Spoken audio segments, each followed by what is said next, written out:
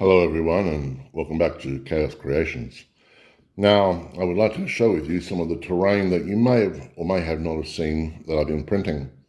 I've got a mummy miniature here for scale. Oh, hello. Now it hasn't been rebased yet, but that will be happening very shortly. So to begin with, we have some rather large hills. These hills are 3D printed, 4 separate pieces. It is a nice big piece of hill terrain. Since I'm doing Tomb Kings, I'll paint it up in a nice yellow, give it that sort of Tomb Kings feeling. And it's good for miniatures just to sit on top. You can actually put a unit on there. Not a huge unit, but I'd say like a rank of 5 by 2, easy. And as I can tell, the skeleton is there the mummy is there for scale. So I should show you how big that hill is. Over here, we have what's like sand dunes. These sand dunes won't be covered in actual sand. It's got some nice wavy patterns in there, and I don't want to lose them. Once again, it'll just be for light cover. You can easily see the mummy halfway over there, so that's not a problem. And the same there. It's just more for an effect to maneuver around and such. We have another hill here. This one's in 2 parts at the moment. I'm yet to put it together. But it's got nice little rocky embankments for things to hide behind and a nice clear passage so you can move across, and a large flat area which you can stay on if need be. And I also have this, which is an oasis. The oasis is quite nice. You can put water in there. I won't. This is Khemri after all. It's going to be black sludge. Maybe put a couple of skulls in the corner and so forth and go from there. Now I also have over here a river system that I'm working on. And this river system, once again, much like the oasis, he's come apart there, will have like a black sludge in it, once again with skulls, maybe some hands grasping out of there and so forth, just to give it that sort of undead sort of feel. But that's all. That's not even halfway printed because the table's 6 foot long, so that's about half, I'd say, easily half. Now that said, I understand the fact that we're not always going to be in the lands of the undead. So what I've done is I've started printing out some trees. That's the tree there. This is the largest of all of them. I always try to do the largest one first, just to see how big and body it is, and it's not a bad size. I'll do 3 or 4 more of these, and they do stand up by themselves naturally, but they are a bit wobbly, a bit top heavy, so I'll put them on a larger disc base and put a bit of sand around it, maybe some putty and so forth, and do it like that. And I've also got some of these which are like little shrubs.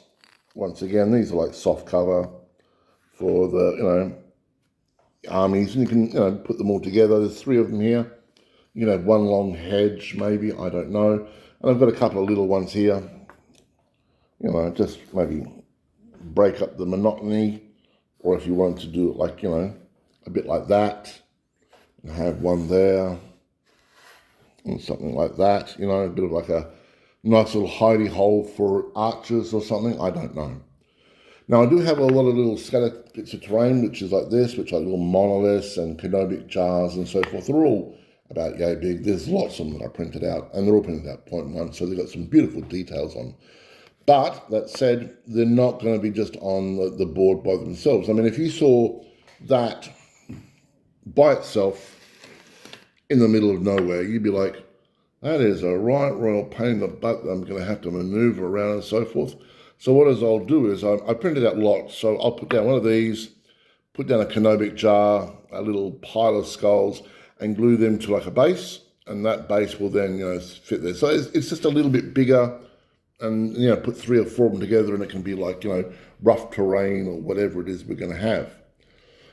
Or that said, I can also just get like terrain like this, and maybe, if I need to, just stick it on there, that objective marker, or, it's on the oasis on the top there, objective marker there maybe. Well, bugger it, just put it in there. If it will fit, if it will move. Yes, there we go. Voila. So I'll do a couple, I guess, and put them on disc spaces, and some of them I won't, and I'll just keep them out and about for objective markers. We still don't know a lot of the details. So, I mean, there's going to be a campaign book. I understand that. And there's going to be like ideas for other campaigns and so forth. So at the moment, it's just guesswork. I mean, it just can't be battles where I attack you, you attack me, and we see who wins. That's great for about 3 games. And after that, it's going to get very boring very, very quickly. So objectives and games through stories and so forth are vital. Okay, so that's it from me. I'm on my kitchen table. And I'm going to clean this up and start painting. Any questions, just ask. Don't forget I have a competition running at the moment where you can win free stuff, and more free stuff. Most of these files can be found on My Mini Factory. The rivers you can't find them anywhere, I don't think. They were part of a Kickstarter I did a long time ago, about 4 or 5 years ago.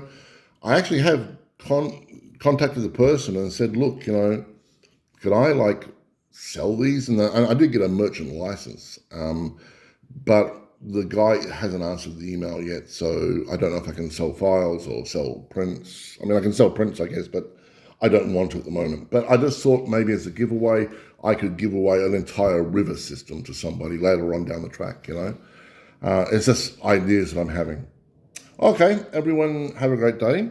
This is Cal signing off. If you have any questions, just ask. Please like and subscribe. And remember, love the game, love life. Chaos out.